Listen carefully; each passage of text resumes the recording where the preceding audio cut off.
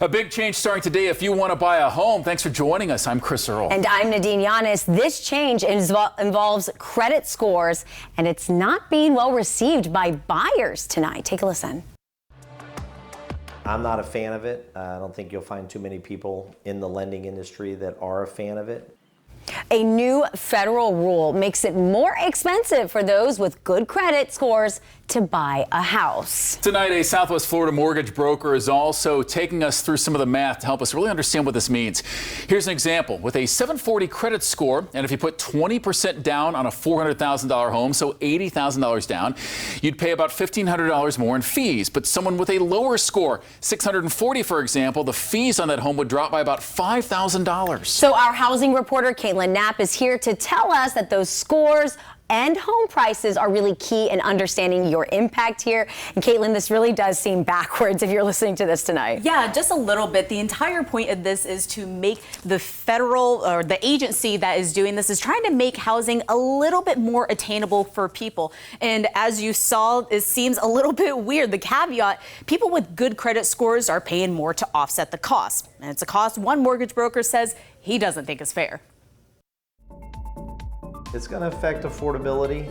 As in a new change that will impact home buyers across the country. That change comes back to money.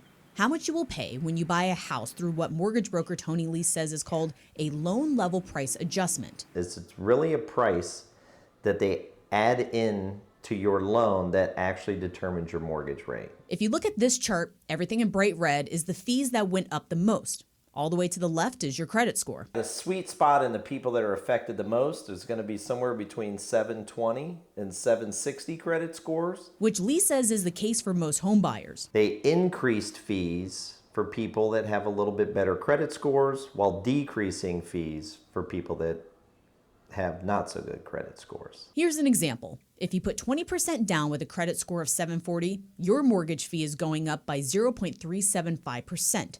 However, if your credit score is 640, your fee drops by 0.75%. Those people are still paying more, but not as much as before. It will not impact everyone the same way, though. The person with a better credit score still gets a better interest rate.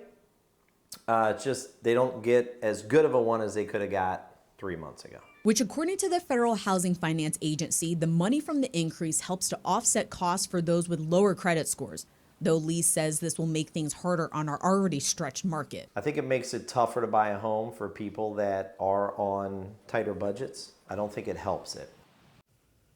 Now, these are only mortgages backed by Fannie Mae or Freddie Mac, not for mortgages like the VA loan or the Federal Housing Administration. Now, the same agency behind the fees plans to start another one in August, targeting debt-to-income ratio, which could also affect a lot of potential buyers, too, in this market. Reporting live in studio, Caitlin Knapp, Fox 4.